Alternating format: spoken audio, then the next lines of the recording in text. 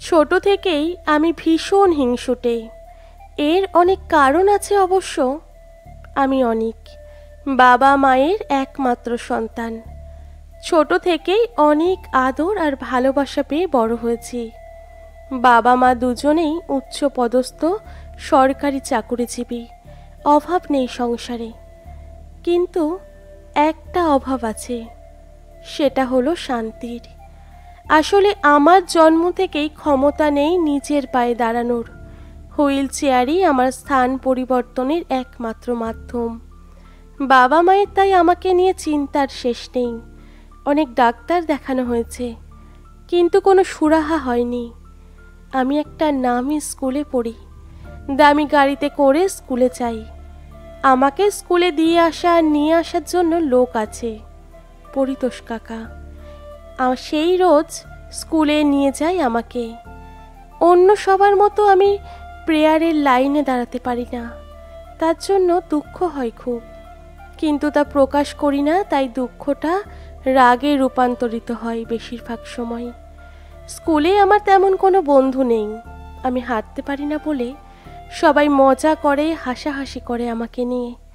প্রচুর রাগ হয়, কষ্ট হয়। তখন আমি মিসকে কমপ্লেন করি।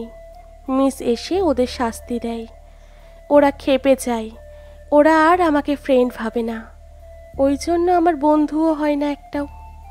তখন ক্লাস 4-এ স্কুলে ভর্তি হলো একটা হাসি খুশি ফুটফুটে মেয়ে, নাম রিমিতা।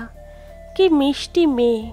অন্যদের মতো আমাকে নিয়ে মজা হাসাহাসি কিছুই করলো না, উল্টে আমার সাথে বন্ধুত্ব করলো। আমি তো অবাক। সবাই বলে আমি রাগী, জেদি, হিংসুটে, খোড়া। এমন ছেলের আবার বন্ধু! রিমিতাকে আমি আমার বেস্ট ফ্রেন্ড বানিয়ে নিলাম। তারপর থেকে সব সময় ও আমার প্রিয় বন্ধু। কেউ ওর সাথে বেশি কথা বললে, মিশলে খুব রাগ হতো আমার। মনে মনে ভেবে নিয়েছিলাম বন্ধুত্বের অধিকারটা শুধু আমার একার। এতদিন আমার একাকিত্ব ছেয়ে রেখেছিল নিজেকে, গণ্ডির মধ্যে আটকে রেখেছিলাম। জীবনে রিমিতার মতো একজন বেস্ট ফ্রেন্ড পেয়ে লেখাপড়াতে উন্নতি হতে শুরু করলো আমার। বাবা মা খুব খুশি হলো।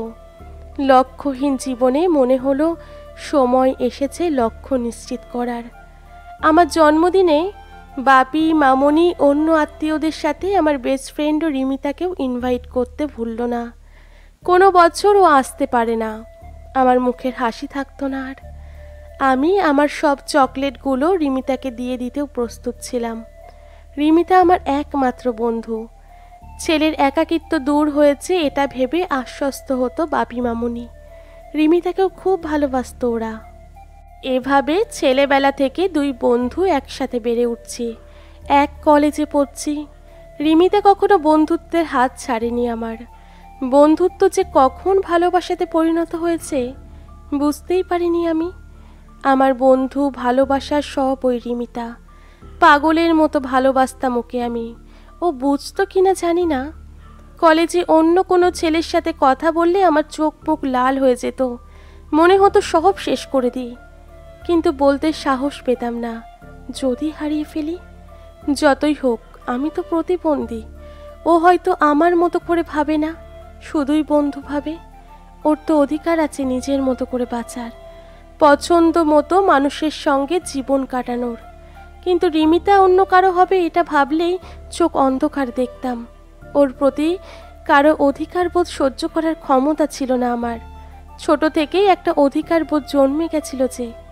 আর বলেইছি আমি খুব হিংসুটে। আমি একজন বোবা প্রেমিক ছিলাম, শুধু ভয়ে প্রকাশ করতে পারিনি ভালোবাসা। প্রেম বন্ধুত্বের গণ্ডি পেরিয়ে দুজনেই ভালোই লেখাপড়া করছি।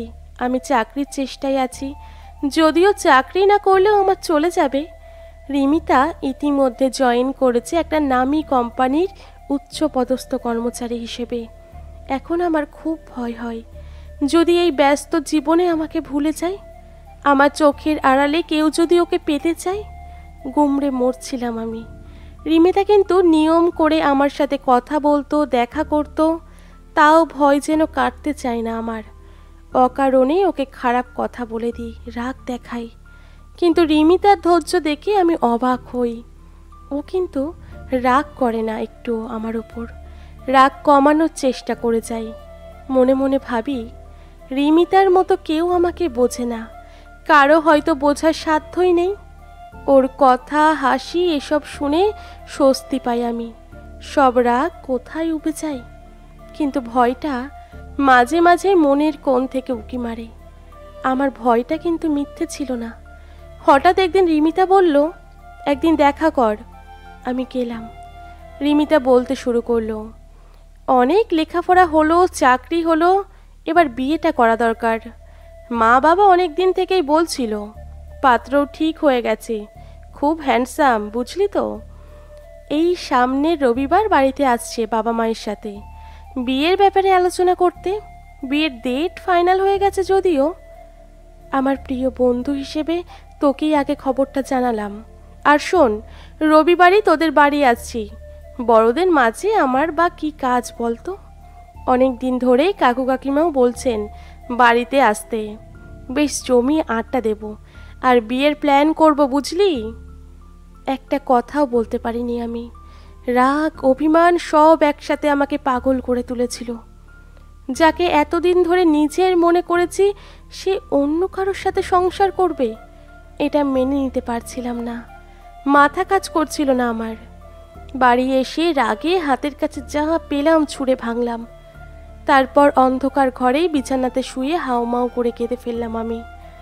একমাত্র যে আমাকে বুঝতো সেই আজ ছেড়ে যাবে আমায়। ওর বর কি ওকে আমার থেকেও বেশি ভালোবাসতে পারবে? সারা রাত ঘুম হলো না আমার। এখন চোখ বন্ধ করতে ভয় লাগে আমার। মনে হয় কেউ আমার রিমিতাকে কেড়ে নিয়ে যাচ্ছে আমার থেকে। আমার বোবা প্রেম বুঝি অন্ধকারে থেকে গেল চিরকালের জন্য। দেখতে দেখতে রবিবার চলে এলো। বাবা মা আজ কোন এক বন্ধুর মেয়ের জন্মদিনে যাবে, তাই বেরিয়ে গেল বিকেলে। অবশ্য মামনি রিমিতার প্রিয় ফ্রায়েড রাইস চিলি চিকেন বানিয়ে রেখে যেতে ভোলেনি। আমাকে বলে গেল ওকে যেন খেয়ে যেতে বলি। আমি আগে থেকেই নিজেকে প্রস্তুত করে রেখেছিলাম রিমিতাকে ছাড়া বাঁচা আমার সম্ভব নয়। তাই ও যদি ভাবে আমাকে ছেড়ে ও সুখী জীবন কাটাবে, তাহলে ও ভুল ভাবছে। আগের দিনই রান্নার মাসির ছেলে নকুলকে ডেকে পাঠিয়ে বিষ কিনে আনিয়েছিলাম কিছুটা, অনেক কষ্টে। নকুল কিছুতেই রাজি হয়নি। বারবার বলছিল এভাবে কেউ দেবে না ওকে। অনেক টাকা দিয়ে তবেই কাজটা করিয়েছি। খাবার টেবিলটা সাজিয়ে দিয়ে গেছে পুতুল মাসি।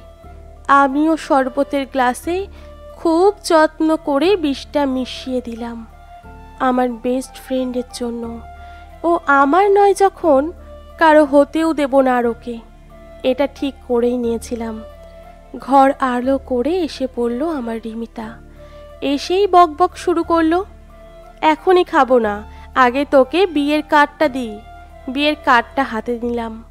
দেখ খুলে দেখ। না, পরে দেখব, তুই আগে খা। আরে খোল বলছি। জোড়াজোড়িতে কার্ডটা খুললাম, কিন্তু একই দেখছি। আমি অবাক হয়ে গেলাম। পাত্রীর নামের জায়গায় রিমিতার নাম, আর পাত্রের নামের জায়গায় আমার নাম। নিজের চোখকে বিশ্বাস করতে পারছিলাম না আমি। কেমন সারপ্রাইজ দিলাম বল। আমি জানতাম তুই কখনো বলতে পারবি না, তাই কাকু কাকিমাকে বলে আমি সবটা ঠিক করে নিয়েছি। আর তোকে বুঝবো না আমি? সেই ছোট থেকেই দেখে আসছি তো। দাঁড়া, এক্সাইটমেন্টে গলাটা শুকিয়ে গেছে, একটু শরবতটা খেয়ে নি। চুমুক দিতে গেল শরবতের গ্লাসে। আমি আমার সব শক্তি দিয়ে ছিনিয়ে ছুঁড়ে ফেললাম গ্লাসটা। জড়িয়ে ধরলাম ওকে। ইস, ভুল বুঝে অকারণে আমি সব হারাতে যাচ্ছিলাম আজ। রাগের বশে নিজের সবচেয়ে প্রিয় মানুষটাকে শেষ করে দিতে যাচ্ছিলাম আমি। নিজের প্রতি নিজের ঘেন্না হলো। কিছু সময় পর বাপি মামনি চলে এলো। রিমিতার বাবা মাও এলেন। কি হলো অনি, খুশি তো? এবার তোমার বেস্ট ফ্রেন্ড সারা জীবন তোমার সাথে থাকবে, মা আদর করে বললেন। রিমিতা না বললে তো এসব জানতেই পারতাম না। অনেক রাত হয়েছে এখন। রিমিতা হঠাৎ বলে উঠল, সবাই চুপ। ঘড়ির কাঁটায় তখন 11:59। 12টা বাজতেই সবাই একসাথে বলে উঠল, হ্যাপি বার্থডে। প্রথমটা চমকে উঠলাম, তারপর মনে মনে ভাবলাম, এটাই আমার জীবনের সবচেয়ে সুন্দর বার্থডে। আর এবার জন্মদিনের উপহারটা আমার জীবনের সেরা উপহার, আমার রিমিতা।